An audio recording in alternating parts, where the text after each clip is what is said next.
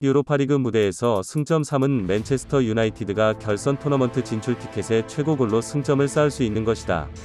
하지만 붉은 악마의 승리는 분명히 팀의 팬들을 설득하기에 충분하지 않을 것이다. 특히 빅6의 빅보이들에게 10월이 많은 중요한 경기들 가운데에서. 따라서 에버턴과 같은 라이벌은 시즌 말에 팀의 야망에 적합하다고 볼 수 있다. 유럽 운동장에서의 승리는 분명 현재 맨체스터 유나이티드의 현안을 덮지 않았다.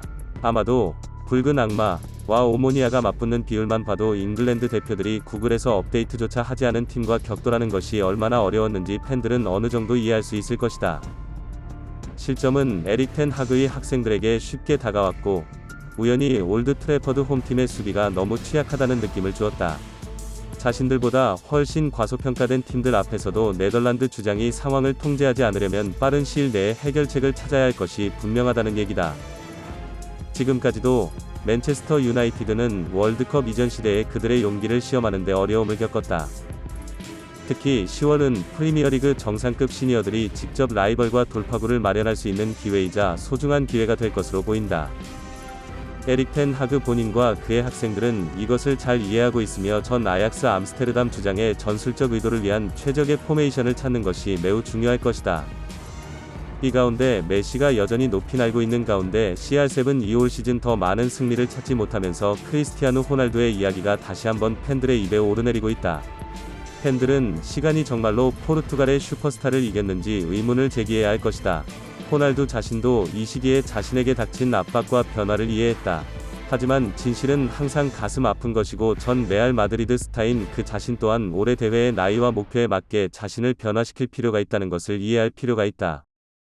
에버턴의 반대편에서는 안개가 낀 나라의 모든 팬들에게 그들이 프랭크 램파드의 조형물 아래 실제로 살아나고 있다는 것을 서서히 증명하고 있다.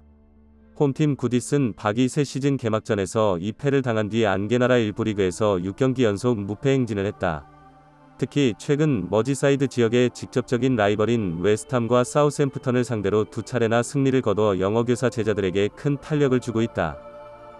지난 여름 라인업에서 가장 빛나는 스타인 리치알리슨을 스퍼스에 매각한 후 에버턴의 상부 구조는 그룹 전체를 다룰 수 있는 클래스급 이름을 가진 구디슨 파크를 다시 데려오기 위해 또 다른 히트 거래에 재투자하기로 결정하지 않았다. 대신 에버턴은 드와이트 맥릴과 같은 중거리 계약만 맺고 있고 변화를 가져올 수 있는 팀의 내부 전력을 믿고 있다. 지금까지 축구팀의 상류층뿐만 아니라 코칭 스태프의 신념은 점차 람파드의 개혁 노력으로 보상받고 있다. 이때 구디슨 파크 홈팀 라인업을 살펴보면 이전 라파엘 베니테스나 카를로 안첼로티 감독 시절 잔재를 인정하기 어려울 것으로 예상돼 이번 변화가 이곳 머지사이드 행군 때 메뉴를 경계하게 하는 균형추가 될 수 있다. 지난 시즌 붉은 악마는 에버턴과의 프리미어리그 2경기 모두 승리하는 기쁨을 누리지 못했다. 심지어 메뉴도 원정 경기에서 앤서니 골든이 이 경기에 유일한 골을 넣으면서 에버턴에게 최소한의 패배를 당해야 했다. 붉은 악마 스타들이 머지사이드에서 한 번 더 떠나지 않으려면 명심해야 할 교훈이 될 것이다. 메뉴군이 각종 부상으로 구디슨 파크 행군 중 판데르비크, 두브라브카, 완비사카, 해리 맥과이어 등 얼굴 서비스를 받을 수 없는 상황에 대해 하지만 붉은 악마는 라파엘 바란의 선발 라인업 복귀를 완전히 환영할 수 있고 이것은 분명 손님들에게 퍼즐을 매우 중요하게 만들 것이다. 한편 홈팀 에버튼의 상대팀도 각종 건강상의 문제로 벤 고드프리, 네이선 패터슨, 메이슨 홀게이트, 예리미나의 서브를 받지 못한다. 하지만 도미니크 캘버트 르이는 부상 회복 후 등록 명단에 복귀할 가능성이 높고 공공장소에서 람파드에게 많은 선택권을 줄 것으로 보인다. 따라서 현재 홈팀의 수중에 있는 얼굴들을 가지고 에버턴은 고래 이름으로 픽포드와 함께 4-3-3 계획을 가지고 경기를 할 가능성이 높다.